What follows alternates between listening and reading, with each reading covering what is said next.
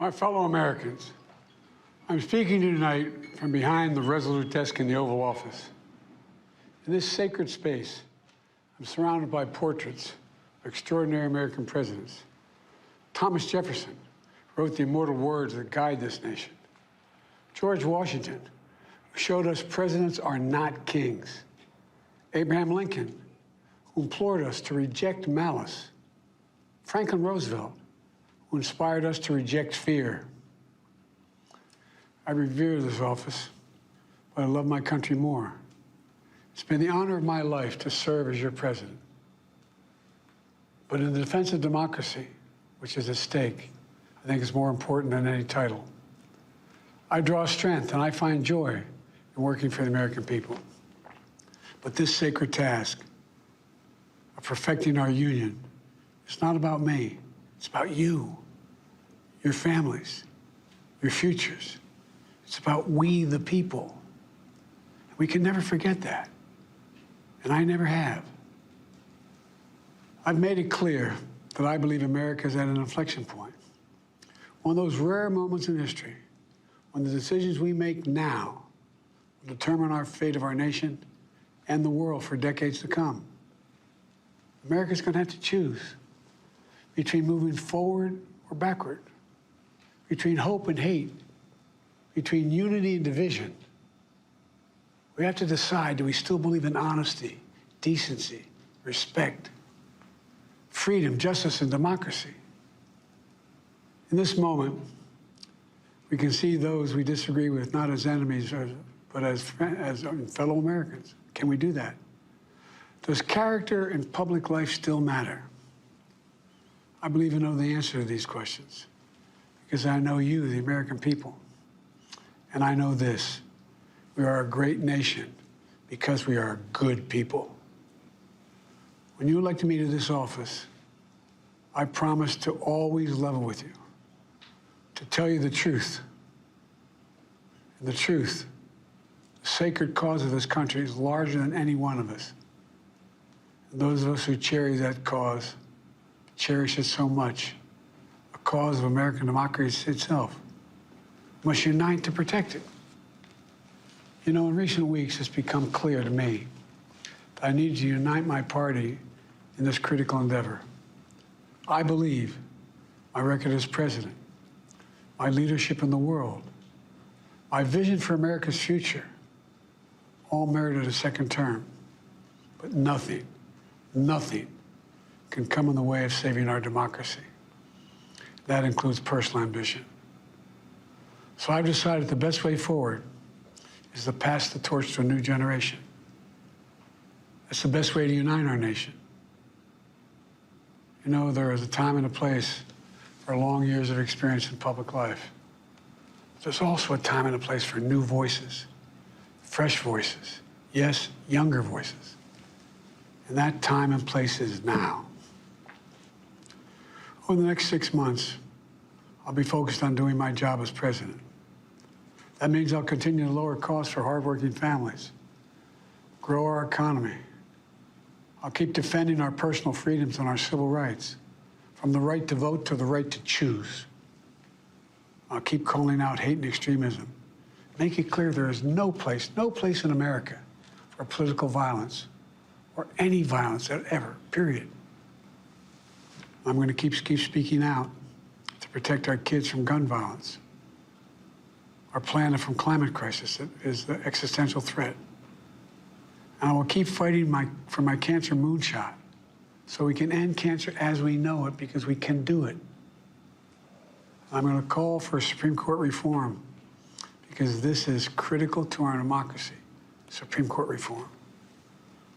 You know, I will keep working to ensure America remains strong, secure, and the leader of the free world.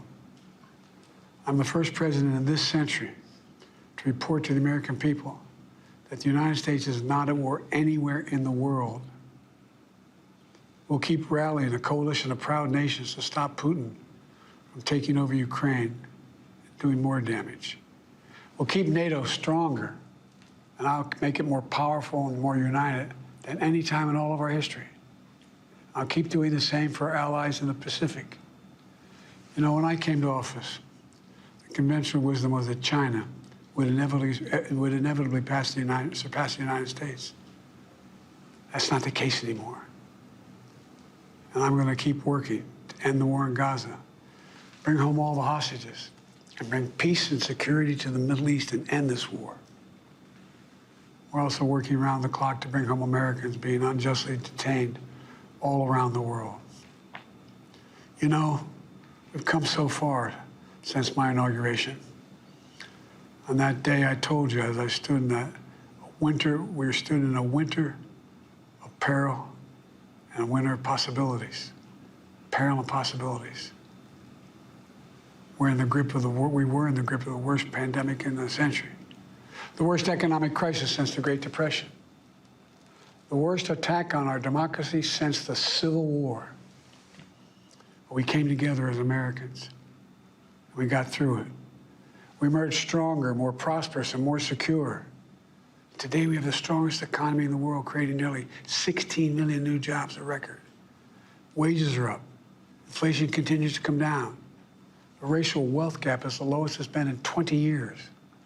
We're literally rebuilding our entire nation, urban, suburban, rural, and tribal communities. Manufacturing has come back to America. We're leading the world again in chips and science and innovation. We finally beat Big Pharma after all these years to lower the cost of prescription drugs for seniors.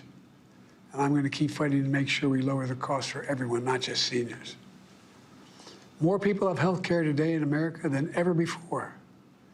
And I signed one of the most significant laws helping millions of veterans and their families who are exposed to toxic materials.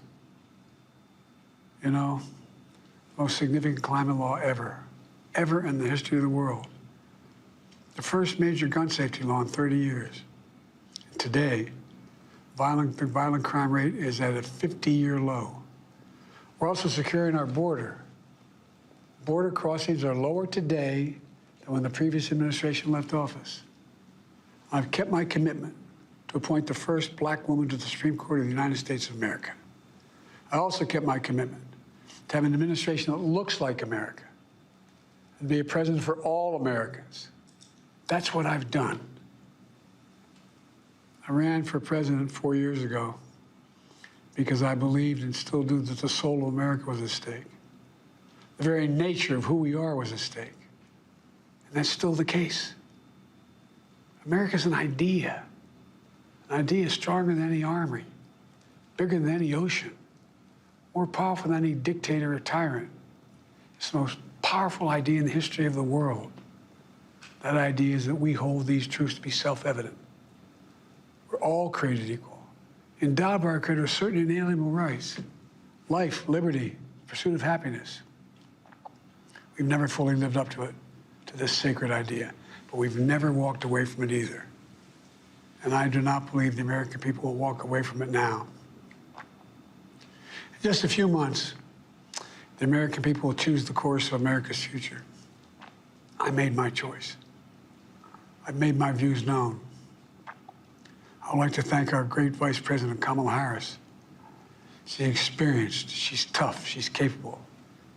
She's been an incredible partner to me and a leader for our country. Now the choice is up to you, the American people. When you make that choice, remember the words of Benjamin Franklin hanging on my wall here in the Oval Office, alongside the busts of Dr. King and Rosa Parks and Cesar Chavez. When Ben Franklin was asked, as he emerged from the convention going on, whether the founders have given America a monarchy or republic, Franklin's response was, a republic, if you can keep it. A republic, if you can keep it. Whether we keep our republic is now in your hands. My fellow Americans, it's been the privilege of my life to serve this nation for over 50 years.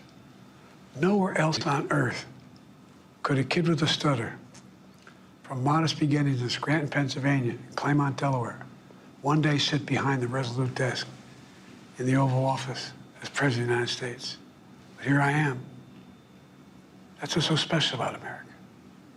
We're a nation of promise and possibilities, of dreamers and doers, of ordinary Americans doing extraordinary things.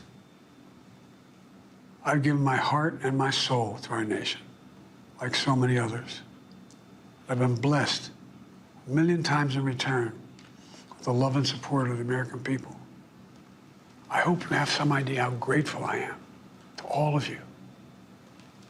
The great thing about America is here, kings and dictators do not rule, the people do. History is in your hands. The power is in your hands. The idea of America lies in your hands. We just have to keep faith, keep the faith, and remember who we are. We're the United States of America, and there's simply nothing beyond our capacity when we do it together. So let's act together, preserve our democracy. God bless you all. May God protect our troops.